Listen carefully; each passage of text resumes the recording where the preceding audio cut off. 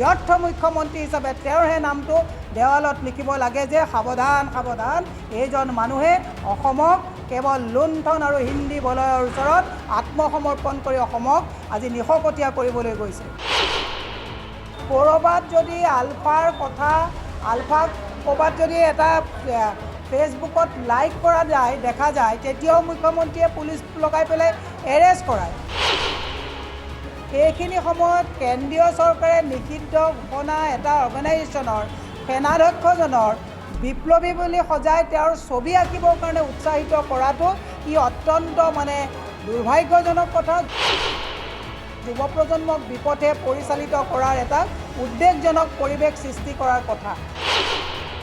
বিধানসভাত দুদিন আগত যেতিয়া সিন্ডিকেটৰ কথাবিলাক আহিছিলে এই কথাবিলাকৰ অন্য দিশত দৃষ্টি লৈ যাবৰ কাৰণে এটা সুপৰিকল্পিতভাৱে গঢ়িত কথা ক'বলৈ যাওঁতে তেওঁ নিজে এনএছএ আওতাত কথা অকপতে কৈ পেলালে।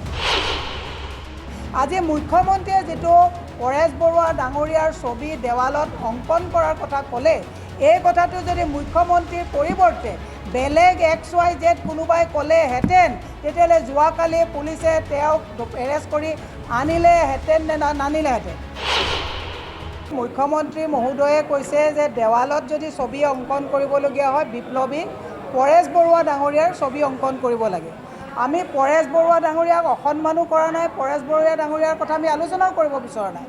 আমি কৈছোঁ যে এজন মুখ্যমন্ত্ৰীয়ে যিখন চকীত বহি আছে গুৰু গাম্ভীৰ্য থকা এখন চকীত বহি পেলাই উচতনিমূলক কথা কৈ মুখ্যমন্ত্ৰীয়ে কেনেকুৱা বাতাবৰণ দিব বিচাৰিছে? মুখ্যমন্ত্ৰীয়ে যুৱ প্ৰজন্মক বিপথে পৰিচালিত কৰিব বিচাৰিছে নেকি? ক'ৰবাত যদি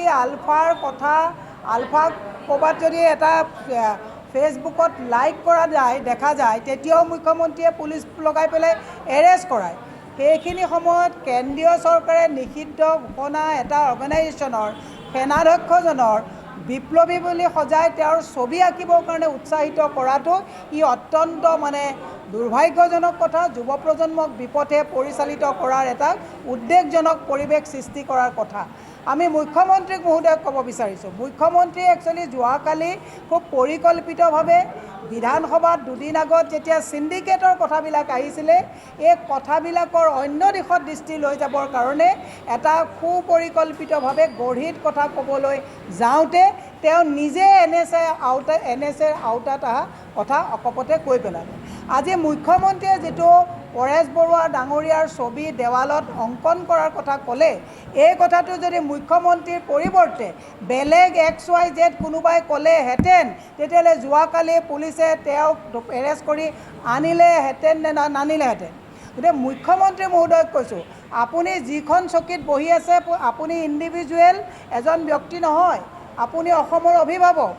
আজি যিখিনি সময়ত বিৰাট উত্তেজনাৰ সৃষ্টি হৈছে, মানুহৰ হিতাহিত নাইকিয়া হৈছে, অলপতে মানুহৰ হত্যা হিংসা বৃদ্ধি হৈছে, এইখিনি সময়ত আপুনি যদি দুবছৰ পিছলৈ যায় তেতিয়া দেখিব মুখ্যমন্ত্ৰীয়ে তেতিয়া কৈছিলে যে যুৱ প্ৰজন্মক যে দেশীয় সুৰা খাব নালাগে, বিলাতী সুৰা খাব লাগে। মুখ্যমন্ত্ৰীয়ে মদ খাবলৈ মানুহক উৎসাহিত কৰে। মুখ্যমন্ত্ৰীয়ে কৈছে যে বিপ্লৱী হিচাপে পৰেশ বৰুৱাক ফ'ল' কৰিব লাগে, তেওঁৰ ছবি অংকন কৰিব লাগে। দুৰ্ভাগ্যজনক কথা। আমি পৰেশ বৰুৱাই ব্যক্তিগতভাৱে ল'ব নালাগে, কিন্তু কেন্দ্ৰীয় চৰকাৰে নিষিদ্ধ ঘোষণা কৰা এজন ব্যক্তিক যদি মুখ্যমন্ত্ৰীয়ে যদি গৃহ বিভাগৰ দায়িত্বত থাকি তেওঁক বিপ্লৱী হিচাপে ছবি অংকন কৰিব কয় তেতিয়াহ'লে কাইলৈ যুৱ প্ৰজন্মই যদি তেওঁক বিপ্লৱী হিচাপে পৰেশ বৰুৱাক যদি অনুকৰণ কৰি যদি তেওঁলোকে সেই পন্থা লয় ইয়াৰ দায়িত্ব কোনে ল'ব? এই কথাটো তেওঁ বুজি পাইছেনে নাই? সেইকাৰণে মই মুখ্যমন্ত্ৰীক কৈছোঁ নিজৰ নাক কাটি সতিনীৰ যাত্ৰা ভংগ কৰা কামবিলাক নকৰিব। যে বেলেগক আপোনালোকে কথা ক'বলৈ যাওঁতে নিজে কি কৈ আছে এই কথাবিলাক মুখ্যমন্ত্ৰীয়ে চিন্তা কৰাৰ সময় সমাগত। আজি যোৱাকালি যিটো কথা ক'লে মই অসমৰ সুধী সমাজক কৰজোৰে আহ্বান জনাইছোঁ যে মুখ্যমন্ত্ৰীয়ে কিন্তু অসমখন মই কৈছোঁ কালি ছ'চিয়েল মিডিয়াটো যদি দেৱালত অংকন কৰিব লাগে মুখ্যমন্ত্ৰীৰ ফটোহে অংকন কৰিব লাগে।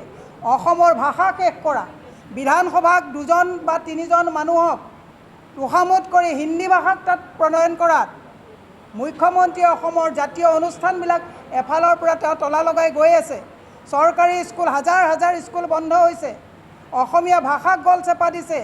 ইতিহাসত লিখা ৰাখিবকে যে অসমক ভগনীয়া কৰা, অসমক চৰণীয়া পথাৰ কৰাৰ দায়িত্ব লোৱা হিচাপত ব্যৰ্থ মুখ্যমন্ত্ৰী হিচাপে তেওঁৰহে নামটো দেৱালত লিখিব লাগে যে সাৱধান সাৱধান, এইজন মানুহে অসমক কেৱল লুণ্ঠন আৰু হিন্দী বলয়ৰ ওচৰত আত্মসমৰ্পণ কৰি অসমক আজি নিশকতীয়া কৰিবলৈ গৈছে।